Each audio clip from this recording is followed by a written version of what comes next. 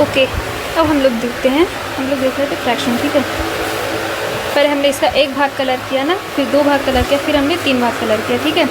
अब इन तीनों भागों को अगर हम भिन्न में लिखना चाहें तो हम लोग क्या लिख सकते हैं। देखिए कलर कितना है, कलर तो 3 है बटे, और पूरा कितना है टोटल 1 2 3 4, पूरा 4 भाग, तो 3/4 हो गया, ठीक है। समझ में आ गया होगा। अब आपको हम एक ट्रिक बता दे रहे हैं। ट्रिक क्या है ये आपको ध्यान रखना पड़ेगा, ठीक है। जैसे मान लीजिए कोई चीज़, मान लीजिए कोई आकृति दी हुई है, उसमें कुछ भाग कलर किया हुआ है, तो आपको उसको अगर भिन्न में लिखना हो तो आप क्या लिख सकते हैं। भिन्न में लिखना हो तो क्या उसे लिखेंगे, रंग, यानी रंग कितना है बटे कुल। ये तो एक ट्रिक है, मतलब ये कोई फार्मूला नहीं है, ये एक ट्रिक है बेसिकली आपको पहचानने के लिए, ठीक है। ये हम आपकी सुविधा के लिए बता दिए हैं, रंग बटे कुल। जैसे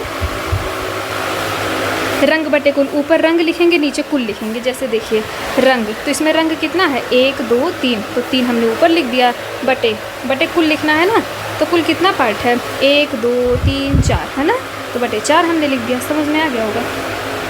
अच्छा आप बताइए, मान लीजिए हमारे पास, अच्छा मान लीजिए ये चारों गोला रंग दे, तो मान लीजिए हम क्या करें, चारों गोला रंग दे, राइट।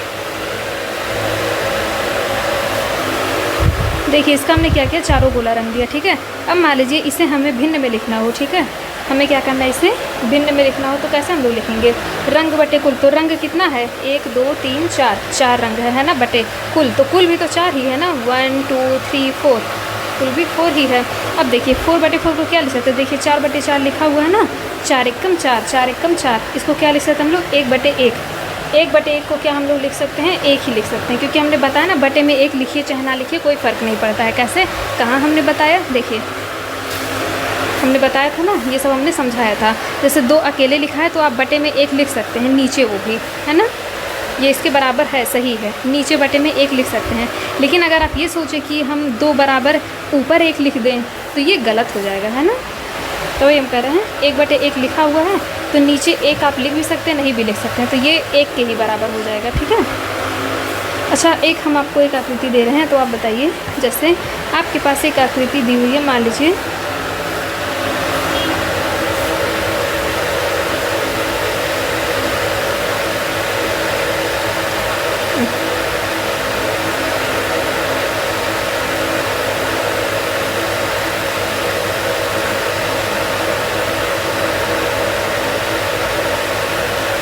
इसमें अगर हमने ये भाग कलर कर दिया, ये वाला,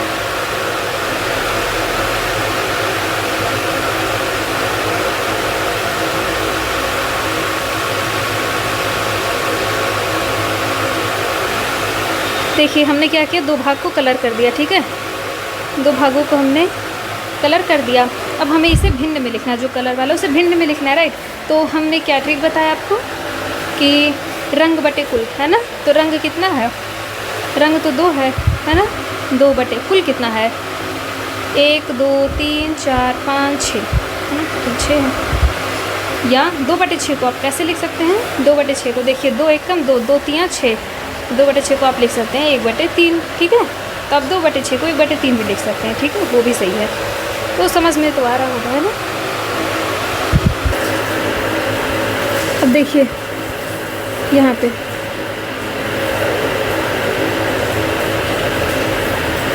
जैसे एक ही भाग कलर है ना, तो इसे चौथाई बोलेंगे। कैसे बोलेंगे, 1/4 को हम लोग क्या कहते हैं, चौथाई। 1/4 को हम लोग क्या बोलेंगे, चौथाई। 1/2 को हम लोग बोलेंगे आधा। 1/2 को हम लोग बोलेंगे आधा। 3/4 को हम लोग बोलेंगे पौने। 3/4 को हम लोग क्या बोलेंगे, पौने। और यहाँ पे तो पूरा ही कलर है ना, तो इसको तो 1 लिख लिए, तो ये तो पूरा है, ठीक है, ये तो पूरा ही कलर हो गया, ठीक है। तो बस इतना ही इसमें जानना है कि जहाँ पे 3/4 उसको पौने कहेंगे, और जहाँ पे 1/2 है उसको आधा कहेंगे, जहाँ पे 1/4 उसको चौथाई कहेंगे, ठीक है।